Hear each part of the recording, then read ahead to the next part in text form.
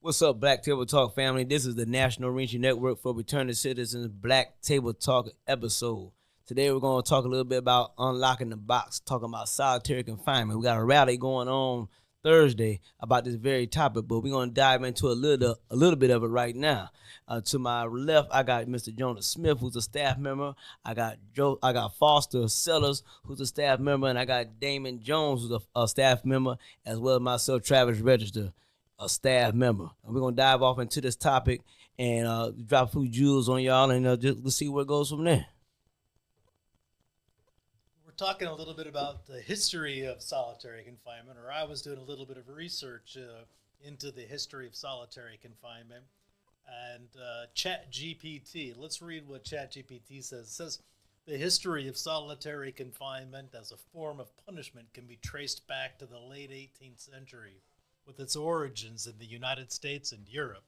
The concept emerged as a response to the prevailing penitentiary philosophy of the time, which aimed to reform and rehabilitate prisoners through isolation and reflection. So that was the original idea of solitary confinement. It was supposed to be a place where an individual could go and be away from society and reflect upon their misdeeds. So how does that idealized, and Damon, I'm going to direct this question to you, how does that idealized view of solitary confinement being this place where you can go and reflect upon the ills that brought you to the criminal justice system, how does that shape, how does that compare with the reality of solitary confinement? And tell us a little bit about your history with that, Damon. Yes, I'm a returning citizen. I just completed a 28-year sentence. So I dealt with solitary confinement, quite often. So, only thing that I would like to touch on, one thing I like to touch on what you just said. You said it's time to reflect. You said it was. Would you say it was? It was like a. So in the history of solitary confinement, it kind of began as a way to take prisoners who either acted up inside of the prison, right, or as a punishment itself, as a place for people to go and reflect on the crimes that they had committed.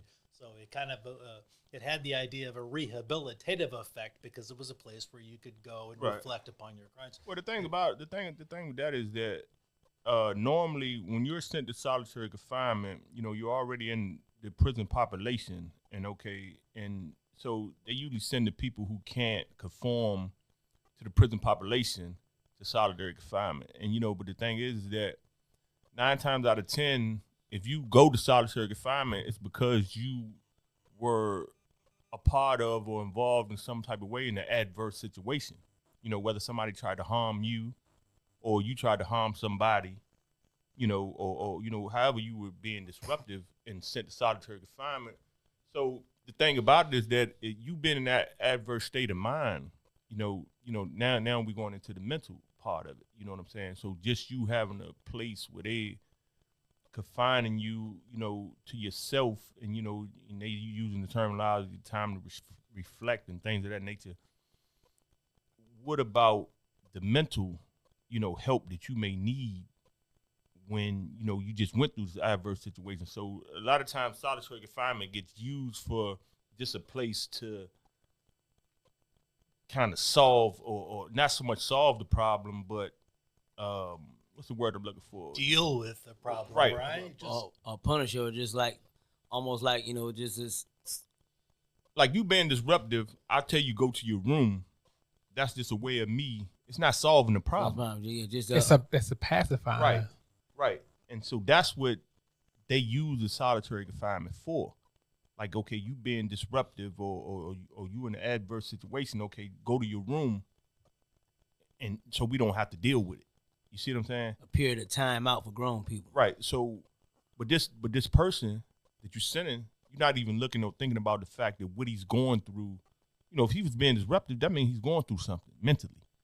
And so that's what needs to be addressed, opposed to just solving the problem where everybody else can just, go about their day without you being disruptive or whatever your situation is. But still, that person is not being dealt with.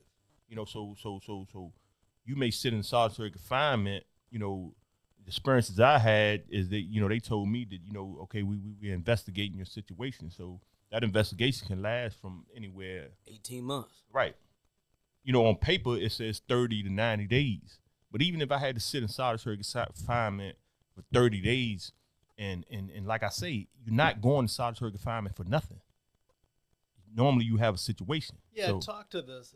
Well, maybe what I can do is I can share a brief story of my time in solitary confinement and how I came to go to solitary confinement.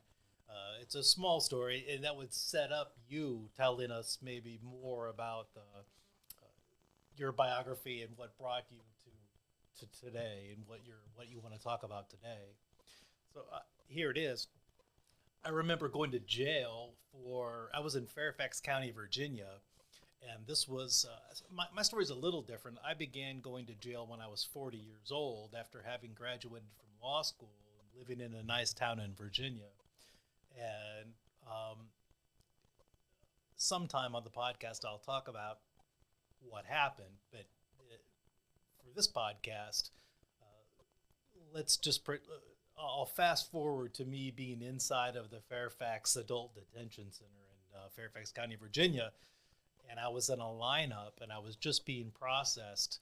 And it was the first time I had been in that particular jail. And at this point, I still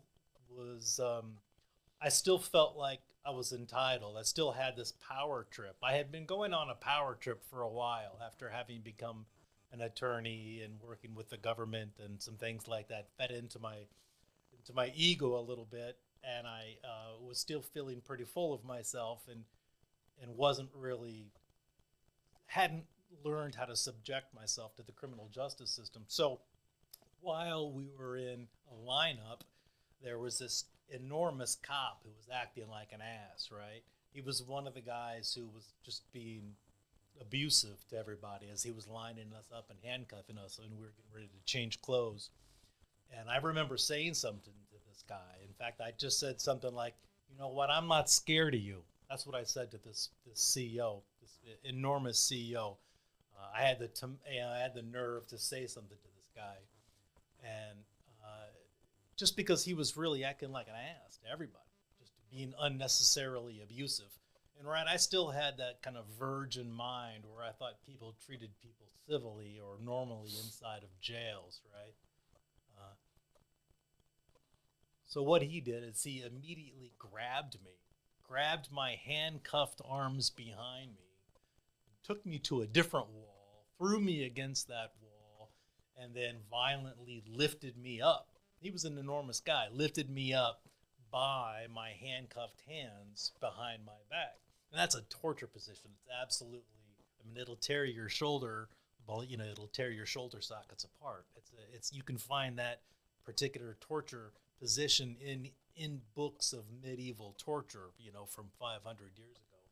And so, I just screamed because it hurt so bad, right? That's all I could do. So that was my experience with solitary confinement. I was then placed into solitary confinement because of this guy. That was the beginning of it. And then I was in solitary confinement for about a week. So that was what got me into solitary confinement. What are some of these adverse situations that you speak of? That was my adverse situation. Well, see, that's really what I'm touching bases on. So, okay, what happened after that?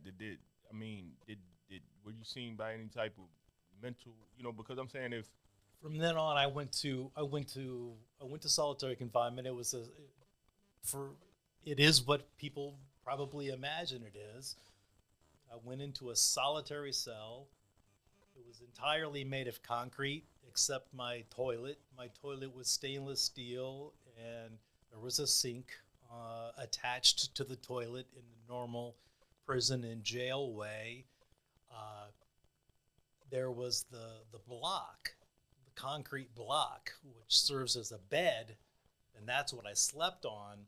But ordinarily, we would be given a mat in order to sleep on that mat, like a mattress, right? And that's what would go on top of the concrete, and then that's what we would sleep on. But In solitary confinement in Fairfax County ADC, they take away your privileges. So they take away your mat. So I slept on concrete for the week that I was there. They also take away commissary. Not that I had any commissary at that time, but if I had had any commissary, the access to that would have been taken away. What was important to me, though, was my access to reading books. That privilege was taken away, so I didn't have anything to read. Of course, there's no television, and there's nobody around that I can talk to. So I just waited that out for about, 5 or 6 days. I never left the cell. I didn't leave the cell even one time. That's a true story. I didn't leave the cell even one time. They would wheel. There was a metal door. It wasn't bars. It was a metal door, and there was a latch that controlled an opening. Food slot.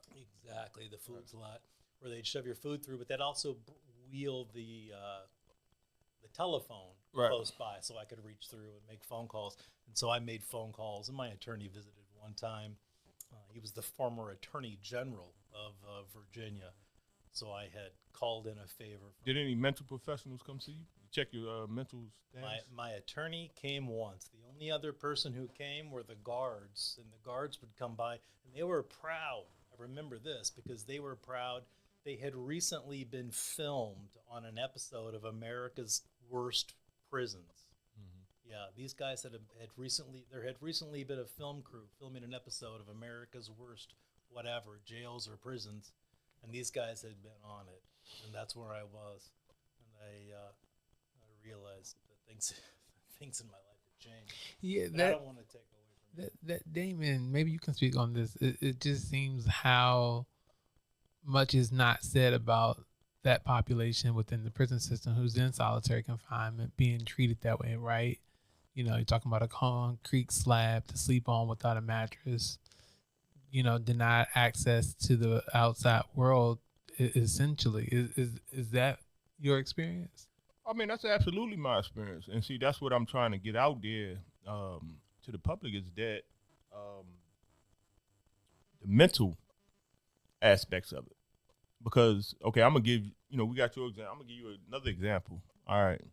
I had a situation where a guy snuck up behind me and hit me from the back with a lock in the sock, you know, bust my mouth up, you know. But the reason he did it was because somebody broke into his locker, you know, and he apparently got some type of word that it was somebody that was from the same city that I'm from. You know, he knew it wasn't me, but bends over somebody from the same city. And, you know, a lot of guys, you know, have gang mentalities.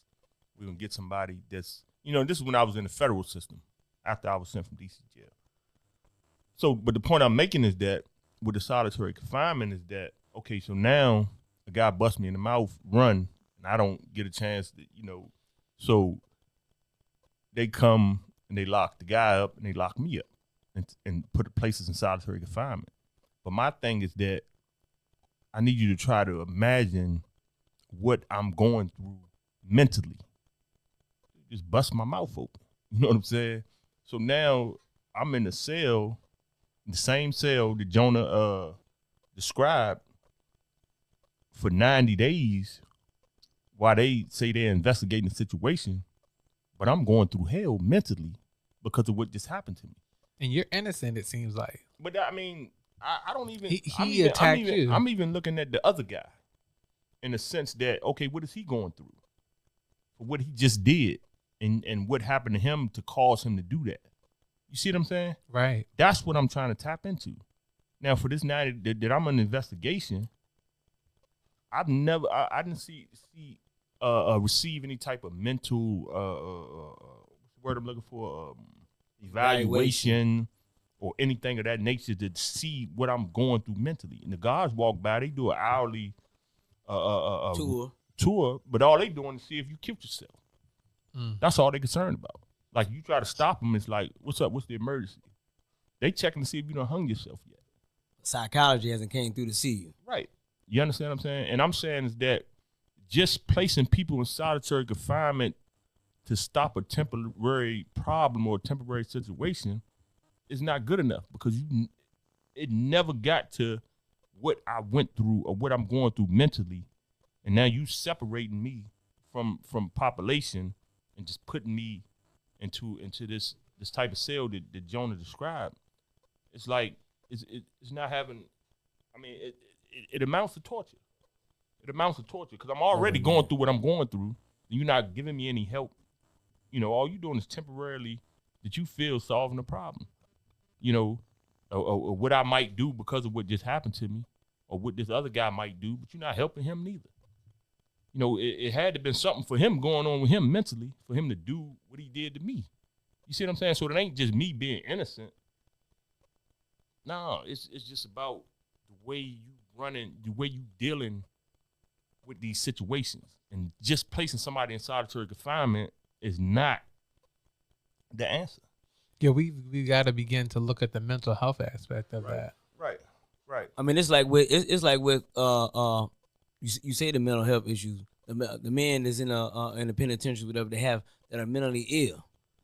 They don't look to see what caused him to be mentally ill. First thing they want to do is dope him up, send the pill line, dope him up. That way he won't act out because he gonna be so sedated by the drugs that they have him on. All he's gonna want to do is eat and sleep. Right. That's it. But when they do, that's what they do. They send them in solitary confinement though. Even the mentally ill dudes. You know what I'm saying? I mean, when he's speaking about the mentally ill, so I use that same analogy. I mean, example to when individuals get into it in prison and they get into a physical altercation, whether it be with each other or with staff members. Because if you get into it with a staff, you definitely going in there, and they're gonna ship you out of there, ASAP. But with that, they're not saying, okay, what caused these individuals to get into it? Okay, they might eventually get to that, but it's punishment. It's nothing about rehabilitation. It's supposed to be that you're supposed to be. The word penitentiary came from being penitent, being remorseful, and get you to a point to where you are in the right thinking, and they're gonna let you back out. So when we talk about rehabilitation, there is no rehabilitation in prison, especially if they putting you in solitary confinement. So, you got institutions that's dedicated to that. But ADX, you don't have no human contact. So when he's talking about being in solitary confinement, all this stuff going into your head, nobody's coming to you so you can voice your voice what actually happened and what's wrong. If you listen to an individual and let them talk, you're gonna find out what the issue is. They don't do that.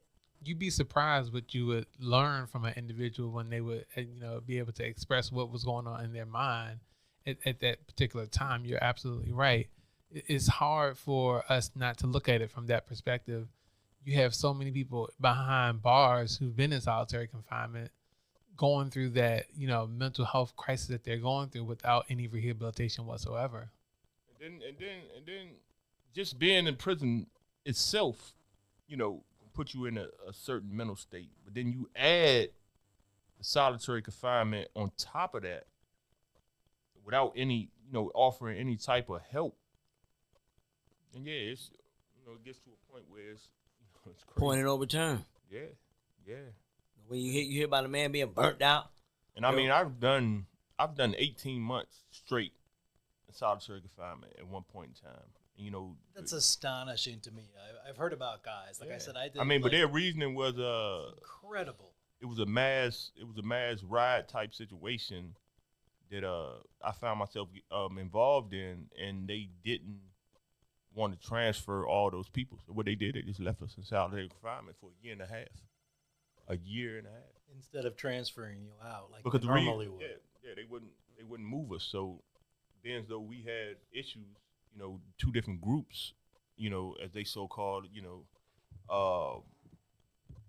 they left solitary confinement for 18 months. You know what I'm saying? I'm talking straight. And it was justified. But, so like I say, it's just never a situation of the adverse effects that can have on a person mentally, opposed to them just solving the problem. We don't want these two groups of guys killing each other, so let's just put them, in solitary cells until we can figure it out. That's their answer, and it's not. Put people in solitary confinement until we can figure things out. Right. That's the best we have. And then let me tell you this: when they tried to transfer us out, and because like I said, all DC is in the federal system now. So when they tried to transfer us out, and they sent the stuff to what they call the region, submitted the transfers. and we need to separate these guys because they just had a major altercation. Okay, the regent sent it back and said, man, we're not doing all these transfers. So y'all need to figure it out. That was dead. That was the exact words that were told to us, that were told to them. That we're not doing these transfers, so y'all need to figure it out. And what's that? It's nothing to figure out. If y'all feel like that these two groups of people are going to kill each other, it's nothing else for you to do as far as you're concerned, except for just keep them in solitary confinement. And like I said, that's not acceptable, because you got to come up with other ways to cure this problem, you know, and I think that if you actually just do the work, if you had the staff to do the work, you know, whether it be psychology staff or whatever, to do the work to work out these situations, they possibly could be worked out, opposed to just keeping individuals in solitary confinement for that amount of time.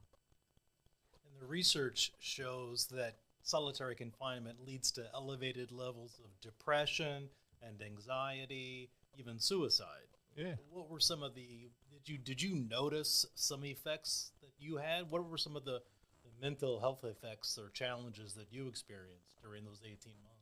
Well, I was explaining this to somebody else that it's kind of difficult, right? It's like, you know, maybe somebody from the outside could see it better than I can, because, you know, I did so much time that you kind of learn to adapt and make the best out of, you know, bad situations. So, you know, some of the effects, you know, I only been home 2 months, you know, and some of the effects I may not even know yet. You know what I'm saying? I may not even know. What I do know is that, you know, just far as being social, you know, it's not that I'm afraid, but I'm a little apprehensive around large settings and, you know, things of that nature. Social settings, put it like that. Social settings. You know, I went to a social gathering the other day, and I'm sitting in the car by myself, and I'm supposed to go in, and I'm kind of contemplating, do I really want to go in to this social setting? You know, what am I do? What am I say? How am I?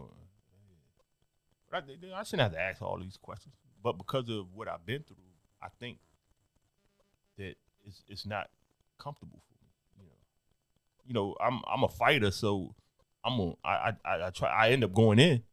You know what I'm saying? So I'm trying to break through these barriers, but these are barriers that I shouldn't even, you know, that I feel like I shouldn't even be having to fight. You know, I mean, when you talking about being in 28 years, and we've been in a setting for so long to where if there's 4 people gathered together, they coming to break it up. Right. So it's like you're trying to come together with a group discussion. I mean, a group demonstration, and they're not having it. 4 people together, it's not gonna happen. So, and even with us, if the police don't see it, you see 6, 7 dudes, and they grouped up and they huddled up in a circle, something about to happen. The majority of the time. So when you come home after being in that type of environment all these years, you come home, it's like, okay, all these people, they moving around like this, they intoxicated, they high, and they moving in a way that it's going to get our attention. You think like something about to jump off, but it's not. It's just, we're in a free world now, but this is the type of behavior we've been around all these years, and they're like, hey, don't be in a group setting. And then trained us that we in that group setting, now, okay, this ain't right. So yeah, they're going to disperse. But the solitary confinement is 100 times worse. Yeah, you know, in the sense that, okay, they can't stop us from socializing in the child hall, at the tables, you know, at the recreation yard, we playing basketball together. You know what I'm saying? We, you know, so they can't stop us from socializing in general population, but they can with the solitary confinement, and that's what they doing. You know what I'm saying? And then, like I said, to leave somebody in solitary confinement, you know, I would say for over 48 hours is just it's getting to the point. It's getting to the point of torture, man. Getting to the point of torture, you know. So, you know, that's where I'm at with it. You know, it ain't just being in prison, because you can socialize in prison because they can't stop you from recreating and sitting at the lunch table together or whatever, right? But when you dwell into the solitary confinement, especially, it's just a means of getting you out the way because they feel like you're being disruptive or whatever, and they can't handle you. Right, and see, that's the key. Instead of tapping into what's going on. And these are the people that need the help the most. The people that y'all feel like y'all need to put in solitary confinement is the people that need the most help. That's and y'all right. showing them that because y'all putting them in solitary. What do you put them in solitary confinement for? Unless they need help. Right. You know, that's the way I look at it. But Right. you're not using need help. You saying it's a problem. So Yeah. we need to get you out of the way. So because y'all affecting our orderly running of this prison. So we need to get you out of the way. But you're not even thinking about the fact that, or the point that if he's having problems adjusting to the orderly running of your facility, then something going on with him. That might be a sign of something deeper that could be Right. addressed to ultimately fix the issue entirely, right? Right. So that's why I'm saying the whole concept of the solitary confinement needs to be re-looked at and redone. Needs to be They gotta abolished. do away with it. It needs, like Jonah Well- is saying, yeah. They're pushing that. That's what's going on now. What the point? Right. What the thing is that, yeah, it'd be great if they just do away with it because, like I said, it definitely needs to be redone because I'm saying, okay, yeah, you're gonna have people who have issues and need to be separated, but what are you doing with them doing that separation? That's the key. What I would propose would be something like if they needed a day or even 8 hours or whatever you come up with to calm down. Okay, cool. Now they need to be pulled out of that cell and the problem needs to be addressed, whether it be by mental staff or whatever. And if you don't have the capacity to address them, then you need to send them to a hospital where he actually gets some help. Because like I said, that's the thing. You run these solitary confinements because you're trying to solve these problems that whoever's having, inside the running of your facility, then give them the help that they need. Don't just put them there and leave them there. Get them the help they need. So that's the key. Yeah, it's like our slogan says, invest in people, not Right. prison. Prison. Right. And Where does the it's money- backwards because they're investing in the people. Investing in the prisons. prisons and the people is the product. Right. So they don't care about. It's not about rehabilitation anymore. They done cut all the funding and everything for educational programs out of the system, except for GED. So when you got more and more of these individuals coming in, they're mentally ill and they don't know what to do with them. They just throw them in solitary confinement, or they got an individual who may not be burnt out. He just hard to handle right now, and they're intimidated. We're gonna throw you in solitary confinement. Now Until they figure it out. until they figure it out, and there's a difference between the SHU and solitary confinement. When you're in the SHU, you have a cellie. It's called special housing unit. You done got some trouble. You done stole. They were being insolent, whatever case may be. They're gonna throw you into the SHU, special housing unit. You're gonna have a cellie. You gonna come out one day, an hour a day, for rec, take you to the rec cage, whatever the case may be. So you got a little bit of interaction. People on the tier, they hollering all the time, sleeping all day and up all night. But when you in solitary confinement, it's quiet. Ain't nobody in there but you. Maybe a roach might come through. Well, I don't know how the jail is run now, because like I said, I've been in the federal system so long, but even, because somebody brought that argument up when I was having a conversation with somebody before, but okay, well, you got a cellmate, most times solitary confinement now, you got a cellmate. So, you're not all by yourself. But how does that make it better if your cellmate just beat somebody up and you just beat somebody up or got beat up, whatever side of the fence you're on? That's why I said it ain't no innocent and guilty, because the aggressor, he's going through something, and the victim is going through something. So now, okay, even if you put me in the cell with another victim or another aggressor or whatever, How's that helping? how is that even making it better? Either one or two things gonna happen, and this happened a lot, where it's gonna either be either or. You put me in the cell with this guy, and either we're gonna be able to bond and help each other, which some situations has been like that. I've been lucky enough to get somebody in the cell that I could talk to, and we talked, and we actually were there for each other. But now on the flip side, you put me in the cell with somebody that you're trying to separate from population because they're overly aggressive, or now I got to deal with that. Yeah, there's in some way they're trying to break a person, right? I mean, and Instead of helping instead of helping them. Right. And that's got to change. I mean, we got to look at these people who are experiencing solitary confinement and say enough is enough. This got to stop. Yeah. So I mean, just you know, because I don't want to get off into, well, he got a cellmate, then he all right, you know, or it ain't even solitary confinement if he got a cellmate, you know. At least he got somebody to talk to. Nah, but that don't, because like I said, if he's sent to solitary confinement, that means he's under adverse situation. You know, he had an adverse situation, and you the same thing. So now you putting us together. You know, it's either gonna go one or two ways. You know, we may be able to help each other, but you know, he may end up trying to hurt me. Yeah, it's a messed up situation all around the board. You know, for it to be in an unnatural environment like prison, and then to be put into solitary confinement to make it even worse. I mean, there's a lot of answers, you know, but who's willing to hear the answers in order to you know, resolve the problem? And the powers that be is the ones that need the answers. You know, what I think first of all what needs to be done is they need to retrain these officers. You know, they're trained, you know, to impute punishment and even oppress. It's not about us getting, you know, what's needed for us. It's them come to get 8 hours in, or maybe some overtime. Because if you work at nighttime, you get paid more than you do in the daytime. Because you know there's more chances for, you know, a lot more adversity to happen. Because you know it's after hours, but it's not about helping us. And that's why you got people, you got advocates, you got rallies now that say, hey, this stuff need to change, because whether we like it or not, the majority of people, whether it be a long sentence or a short sentence, they coming home and you can't stop that. So you might as well help the issue instead of, you know, making it worse. And by putting people in solitary confinement, you making them you're shackling them and handcuffing them mentally, to where a lot of times they can't bounce back. Right. So you need to, if they're coming back to society, help them while they're in to be functional when they come back to society. And see, that's a bad conception that a lot of people got, and even people in the public is thinking that prison is supposed to be a place for punishment. Okay, going to prison is your punishment. That's right. Being separated from your family and loved ones, man.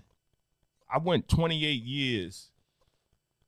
Well, yeah, I went over 20 years without kissing a woman. You know what I'm saying? So that's my punishment, and I'm willing to accept that. But don't put me into a prison and then punish me more. That judge gave me my punishment. He told me, man, for 30 years you're going to be separated from society, you know, which means more importantly my family. So that's my punishment. Now, prison shouldn't be nothing else but a place that can help you readjust, so you can get back into society and be productive. So for you to put me in this position and then punish me more, it's a life sentence. It's almost like a life sentence. Mentally it is. It doesn't seem like it's a good idea, even if we're being completely selfish, right? And only asking what's in it for me, it still doesn't seem to make sense to take this enormous population, and the United States, as we know, incarcerates more people than any other country, to take this enormous population and to just put them in jail or to put them in prison and to just warehouse them. How is that economically? How does that make sense economically? And during that time when those individuals are incarcerated, when I was incarcerated, I did not get better. I mean, the vast majority of people, the system is not set up to make sure that the product on the other end is better than the product in the beginning. What other system can you think of where we pay $100,000 a year per person, and the result is that the person at the end of the process is actually worse off because they've been treated so poorly? Of course, they're more likely, maybe even to commit crime when Right, they get you out. paying But you they're paying a enough money worse for an off Ivy person. League. You paying enough money for an Ivy League education. Yeah, my law school and they're not coming tuition- out. But, right, My law school tuition was $68,000 a year. You're actually paying more than that, So you're paying more than law school, quite a bit more than law school. and you really just damage. What are you getting for your dollars? Damage- Taxpayers. What are damage we the getting individual more? and making it harder for them? It's a setback. It's an additional setback. Well, look here, y'all. Man, we ain't reached our mark with the time, and we can go on and on. But guess what, Dan? We can bring you back. We'll bring you back because you're going to a rally on Thursday. You're gonna be speaking, Yeah. and I know you're gonna do good. Yeah, You know what I mean? got You the got- information on that rally. Just so the people would know, it's Thursday. Anybody got it? Thursday. I know it's from 9 to 3. What's the address? It's on Pennsylvania Avenue.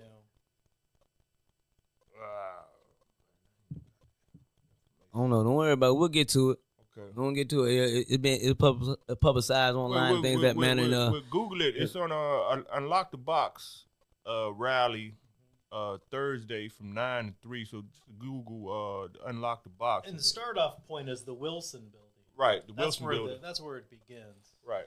Okay. So that's Thursday from 9 to 3, and I'm supposed to speak at the rally. So yeah, How long you speaking? I think I got like 10 minutes. Give me. You know, you best believe after that they gonna pull that plug to make sure you get in and get out. I got 28 years worth of. I got 28 years worth of stuff to tell you, man. Right. Well, look here, Black Table Talk, the National Reentry Network for Returning Citizens Edition, man. We gonna sign off, but we never signing out because there's always work to do around here. And that's what we do. So until next episode, man, y'all be strong and be good.